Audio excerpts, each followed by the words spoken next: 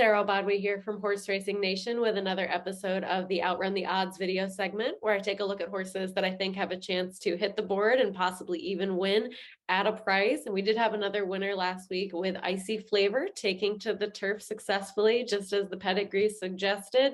So we'll look to keep the ball rolling with this week's episode.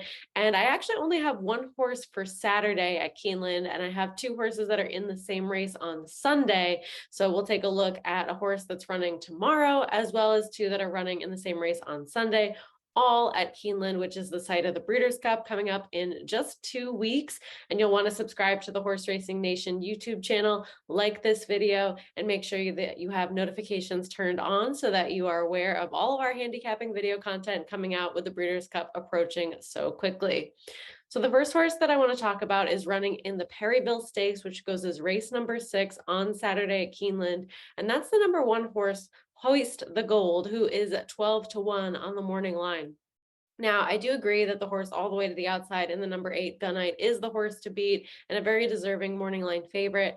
And I also agree with Nick Tamaro's assessment that number 3 Artorias at 5-2 is a horse that's likely to take some money based on being so lightly raced still, the connections, and the drop from the grade 1 Travers, where he was unsuccessful in that venture, now shortening up to the 7 furlong distance in here.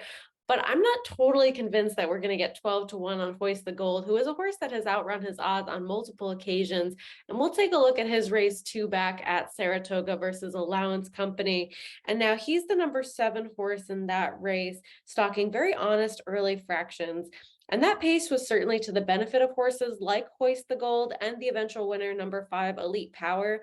But it's not as though the horses dueling early just disappeared, having finished 3rd and 5th in this 9-horse field.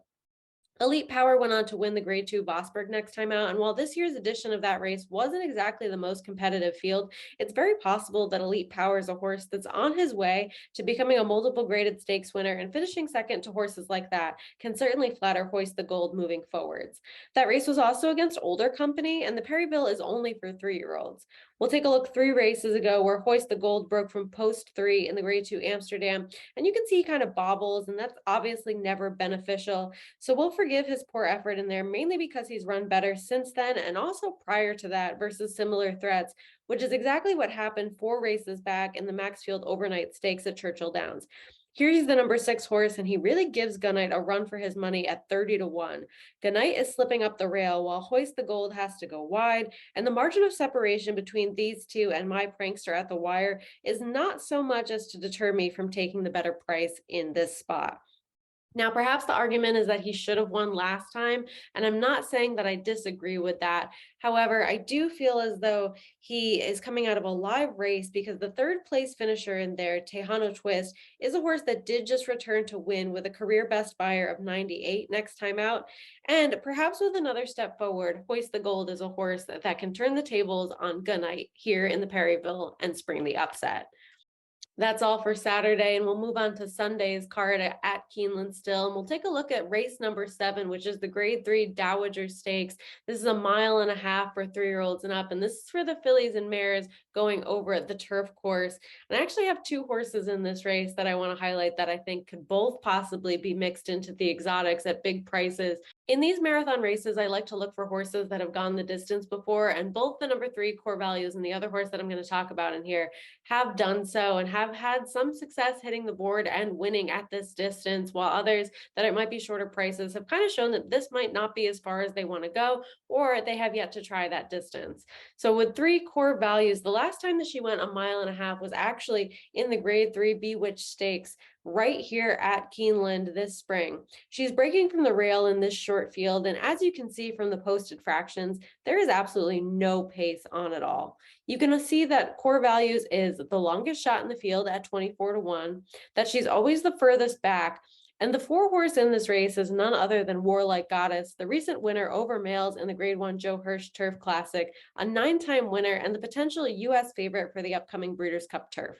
I like that Core Values has shown the stamina to go this distance and that she's capable of moving into a slow pace as she is in this spot. Now, she does get up for 3rd here over 2 horses that were kind of done and maybe didn't prefer this distance. So I don't really know what she's beating in this spot, but I do like that she had pace dynamics work against her and that she was able to overcome them to get a slice at a huge price. Jockey Rafael Bejarano is getting back aboard, who was last on in that Bewitched Stakes. And while her races since haven't really been anything of note, they've also been against nothing but graded stakes company and at shorter distances. Now, there is a concerning trainer stat here of 0 for 36 in graded stakes, so perhaps Core Values is one to use underneath only in the exotics.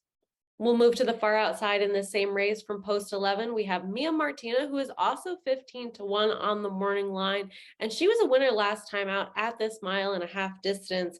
Now you can see the fractions are much more honest in this race. She's the number 1 in here, and she's having more forward position early on than Core Values did in her Bewitched Stakes. So not only do you have a faster pace early, you have a horse that's sitting in much closer position as well. If you've been watching Keeneland at all this meet, you do already know that the turf course has been playing very quickly so far.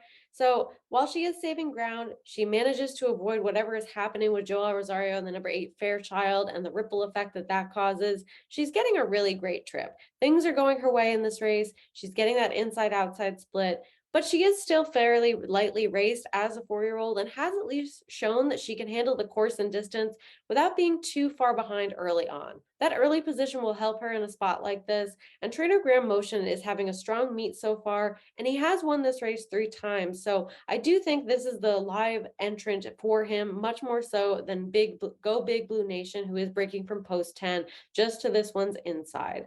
Although she is stepping up in class, I do feel as though she's ready for this next step versus competition like this, having both the success at the distance and over the course, as well as the recency and the ability to get a win and show that she is in good form going into this race. Obviously, post 11 is not ideal, especially after the great trip she had from the inside last time out, but I think that at this price, I'm ready to find out if she can step up and face company like this and possibly hit the board.